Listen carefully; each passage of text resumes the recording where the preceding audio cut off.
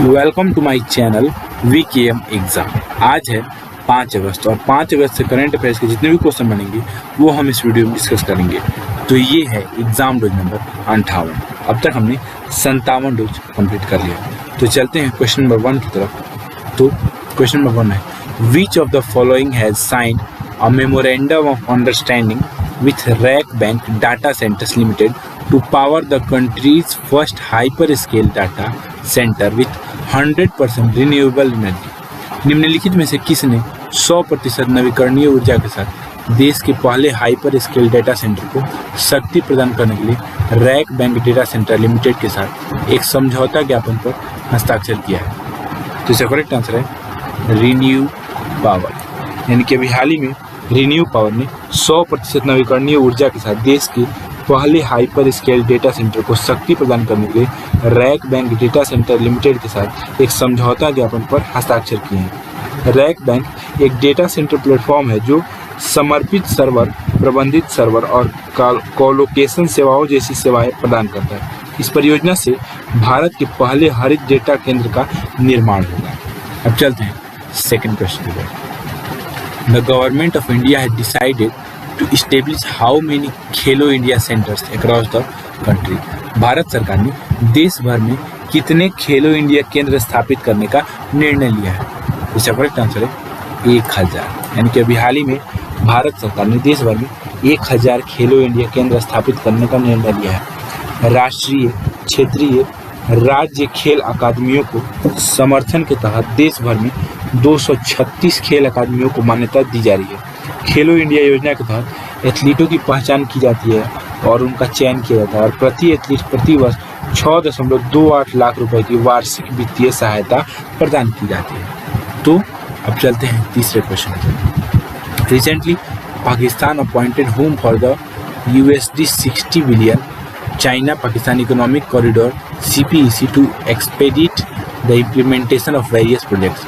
हाल ही में पाकिस्तान ने विभिन्न परियोजनाओं के कार्यान्वयन में तेजी लाने के लिए $60 बिलियन अमेरिकी डॉलर के बीच के चीन पाकिस्तान आर्थिक गलियारे CPEC के लिए किसे नियुक्त किया गया? तो इसका करेक्ट आंसर है खालिद मंसूर। इनके अभी हाल ही में पाकिस्तान ने 3 अगस्त 2021 को विभिन्न परियोजनाओं के कार्यान्वयन में तेजी लाने के लिए $60 बिलियन अमेरिकी डॉलर के चीन पाकिस्तान आर्थिक गलियारे के लिए खालिद मंसूर को नया पॉइंट मैन नियुक्त किया है।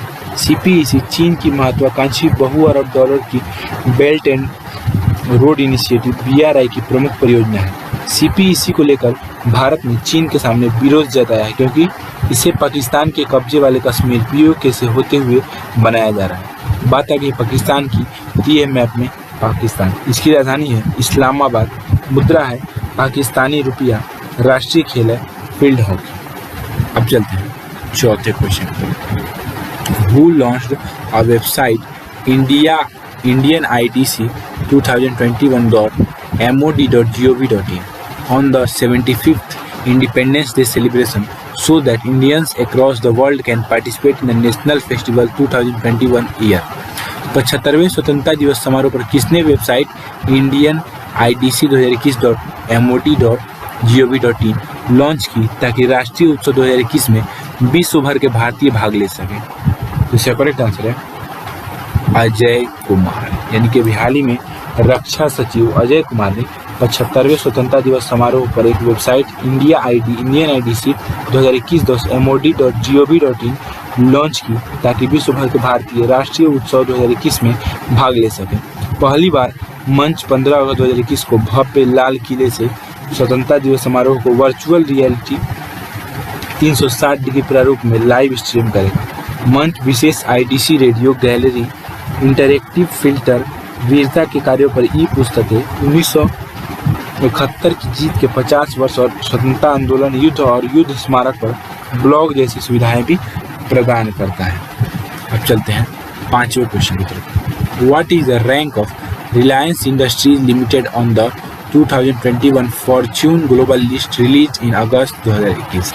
अगस्त 2021 में जारी 2021 फॉर्च्यून ग्लोबल 500 सूची में रिलायंस इंडस्ट्रीज लिमिटेड की रैंक क्या है? इसका करेक्ट आंसर है 155। यानी कि अभी हाल ही में 2 अगस्त 2021 को जारी की गई 2021 फॉर्च्यून ग्लोबल 500 सूची में रिलायंस इंडस्ट्रीज लिमिटेड 59 स्थान फिसल कर 155वें स्थान पर आ गया है। यह 2017 के बाद से इसकी सबसे निचली रैंकिंग है। वॉलमार्ट 524 बिलियन डॉलर के राजस्व के साथ फॉर्च्यून सूची में शीर्ष पर बना हुआ है। वहीं भारतीय स्टेट बैंक 16 स्थानों पर 205वें स्थान पर पहुंच गया है, लेकिन इंडियन ऑयल कॉर्पोरेशन यानी कि IOC 61 स्थान गिरकर 212वें स्थान पर आ गया है। अब चलते हैं छठे क्वेश्चन की तरफ। MG motor India has announced a partnership in the internet of things space with which of the following.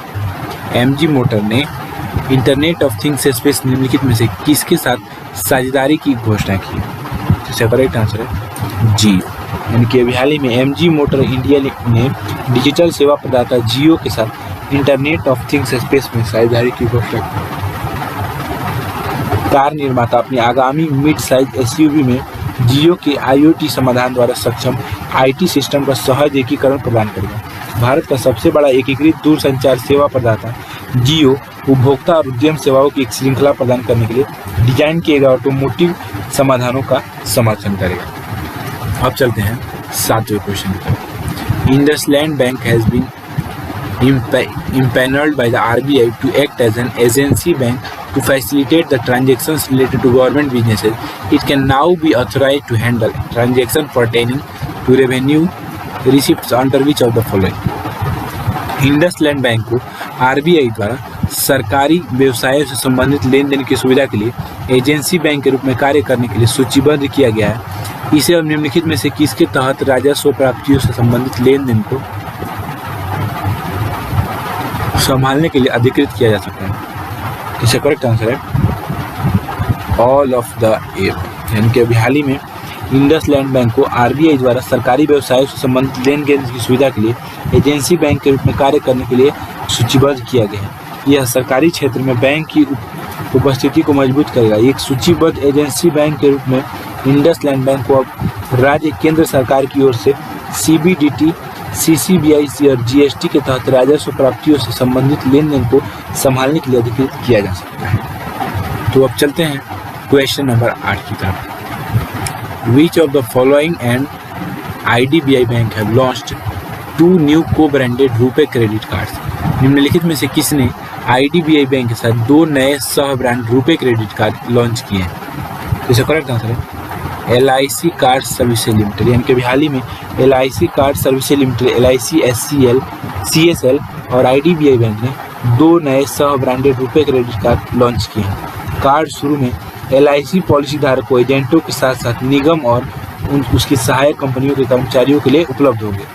Lumen और एक्लाइड कार्ड के LIC क्रेडिट कार्ड धारकों की एक क्रेडिट सीमा होगी जो उनकी आवश्यकताओं के लिए सुविधाजनक होगी। तो चलते हैं क्वेश्चन नंबर 9 की तरफ। अंडर द वात्सल्य योजना scheme by the Uttarakhand government the beneficiary children will get how many rupees every month? Uttarakhand सरकार द्वारा वात्सल्य योजना के तहत लाभार्थी बच्चों को हर महीने कितने रुपए मिलेंगे?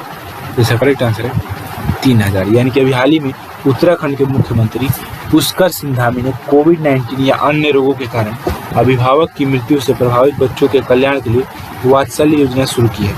इस योजना के तहत लाभार्थी बच्चों को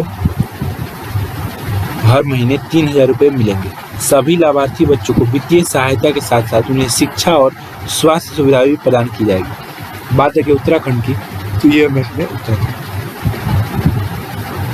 इसके मुख्यमंत्री हैं पुष्कर सिंह धामी, राज्यपाल हैं बेबी रानी मौर्य, लोकसभा सीटें हैं 5 और राज्यसभा सीटें हैं 3। अब चलते हैं क्वेश्चन नंबर 10 की तरफ। OMERS infrastructure has inked an agreement to acquire how much % stake in Azure Power for USD 219 million around RS 1628 crore. OMERS infrastructure 219 million अमेरिकी डॉलर लगभग 1628 करोड़ रुपए में अज्योर पावर में कितने % हिस्सेदारी प्राप्त करने के लिए एक समझौता किया है? इसका करेक्ट आंसर है 19.4। यानी कि अभी हाल ही में ओमर्स इंफ्रास्ट्रक्चर ने 21.9 करोड़ डॉलर करीब 1628 करोड़ रुपए में अज्योर पावर में 19.4% हिस्सेदारी खरीदने का समझौता किया। ओमर्स ने अंतर्राष्ट्रीय वित्त निगम और IFC-GIF निवेश कंपनी से अधिग्रहण करने के लिए एक स्टॉक खरीद समझौते पर हस्ताक्षर किए। 2008 में स्थापित अज्योर पावर 2 गीगावाट की परिचालन क्षमता के परिसंपत्ति के आधार के साथ एक प्रमुख स्वतंत्र अक्षय ऊर्जा उत्पादक है। तो अब देख लेते हैं लास्ट वीडियो का क्वेश्चन जो मैंने दिया था आप लोगों को, ठीक है। Nikol Pashinyan has been reappointed at the PM of which country recently. हाल ही में निकोल पसिनियान को किस देश के प्रधानमंत्री के रूप में फिर से नियुक्त किया गया है? इसका करेक्ट आंसर है आर्मेनिया। यानी कि अभी हाल ही में राष्ट्रपति आर्मेन सरकीसियन ने निकोल पसिनियान को आर्मेनिया के प्रधानमंत्री के रूप में फिर से नियुक्त किया है। पसिनियान की नियुक्ति सिविल कॉन्ट्रैक्ट पार्टी द्वारा फिर से नामित किए जाने के बाद हुई, जिसने 21 जून के संसदीय चुनाव में अधिकांश सीटों के साथ जीत दर्ज की थी।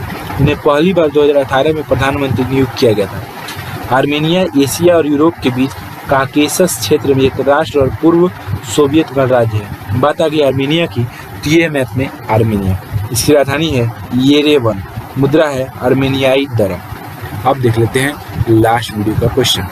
तो लास्ट वीडियो का क्वेश्चन है question of the day, sorry last video question बोल दिया, क्वेश्चन ऑफ द डे। तो आज की वीडियो का क्वेश्चन है the US approved the sale of Harpoon Joint Common Test Set JCTS and related equipment to India for an estimated cost of how many million USD। America ने भारत को कितने million अमेरिकी dollar की अनुमानित लागत पर harpoon joint common test set JCTS और संबंधित उपकरणों की बिक्री को मंजूरी दे दी है?